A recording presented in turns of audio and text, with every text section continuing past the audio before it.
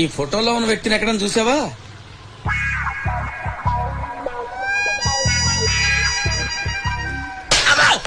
ఏరా ఎక్సెక్టింగ్ గా ఉందా?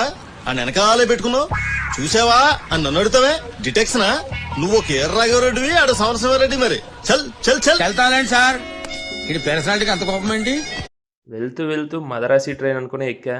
కూర్చున్న ట్రైన్ కదిలింది. ఇంకా స్టార్ట్ అయిన 15 మినిట్స్కి క్లారిటీ వచ్చింది. నేను ఎక్కింది మదరాసి ట్రైనా, వెళ్ళబోతుంది అస్సాం అని. ఇంకేముంది, డ్రైవర్ ట్రాక్ మార్చాడు, సీడీ కూడా మార్చాడు, సినిమా మారిపోయింది. తిన్నగా అస్సాంకి వెళ్ళి దింపేశాడు. నచ్చలేదు గైస్ మూవీ. నాకైతే కంప్లీట్గా డిసప్పాయింట్ చేశారు మురుగదాస్ గారు. చాలా వీకెస్ట్ వన్ అతని వర్క్స్లో. ఏం నచ్చలేదు, అసలు స్టోరీ ఏంటి అని తెలుసుకునే ముందు మీరు కనుక నా ఛానల్ని ఫస్ట్ టైం విజిట్ చేసినట్టయితే please do subscribe to my channel మామ. చాలామంది చూస్తున్నారు, ఎవరు సబ్స్క్రైబ్ చేసుకోవట్లేదు. మీరు సబ్స్క్రైబ్ చేసుకోండి, అక్కడే ఉన్న హైప్ బటన్ కూడా క్లిక్ చేయండి. నా వీడియో ఇంకొక 10 మందికి మీ ద్వారా రికమెండ్ అవుతుంది. Please do subscribe and hype this button. ఇంకా ప్లాట్ విషయానికి వస్తే, ఒక ఇల్లీగల్ గన్ కల్చర్ తమిళనాడులో జరగబోతుంది. ఈ విషయం తెలిసిన ఎన్ఐఏ టీం దాన్ని ఆపడానికి ట్రై చేస్తూ ఉంటారు. ఇంతలో ఒక లవ్ ఫెయిల్యూర్ అయిన మన హీరో ఈ ఎన్ఐఏకి ఎలా సహాయపడ్డాడు, అసలు ఈ విలన్స్కి మన హీరోకి ఈ ఎన్ఐఏ టీంకి లింక్ ఏంటి అనేది స్టోరీ లైన్. 2012లో వచ్చిన తుపాకీ మూవీ ఈయన డైరెక్షను. ఆ మూవీని అటు తిప్పి ఇటు తిప్పి హీరో హీరోయిన్స్ని మార్చేసి అదే స్టోరీ లైన్ మళ్ళీ జనాల మీదకి వదిలితే ఎలా సార్ సక్సెస్ అవుతుంది?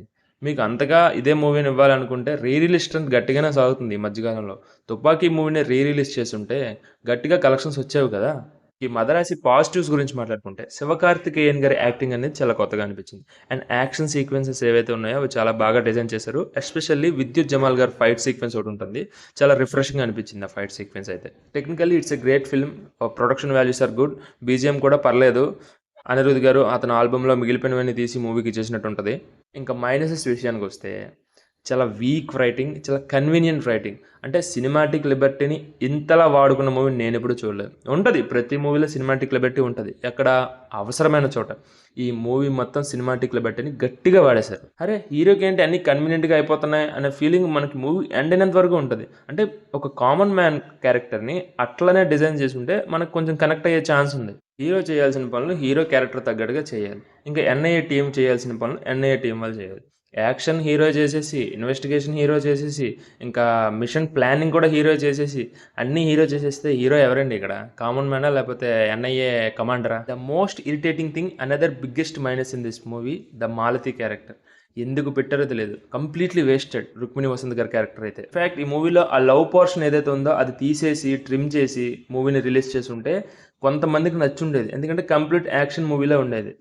మధ్యలో ఒక బ్రేకుల్లా ఈ లవ్ స్టోరీలు రావడం చిరాకు పుట్టించింది మూవీ మొత్తం. పెర్ఫార్మెన్స్ వైజ్ శివకార్తికేయన్ గారు అండ్ విద్యుత్ జమాల్ ఈ ఇద్దరు క్యారెక్టరైజేషన్ నాకు బాగా నచ్చింది.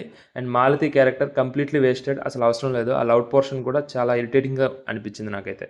ఇక మూవీ యాక్షన్ లవర్స్కి అయితే నచ్చే ఛాన్స్ ఉంది, ఒక యావరేజ్ అనిపించవచ్చు వాళ్ళకైతే. సినిమాటిక్ లిబర్టీ ఉండడం వల్ల నాకు కంప్లీట్గా నచ్చలేదు. చాలా ఇల్లాజికల్ థింగ్స్ నడుస్తూనే ఉంటాయి, నాకు అందువల్ల మూవీ నచ్చలేదు.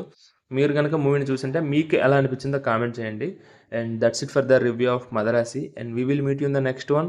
And please do subscribe to my channel if you like my content. Video చాలామంది చూస్తున్నారు, ఎవరు సబ్స్క్రైబ్ చేసుకోవట్లేదు.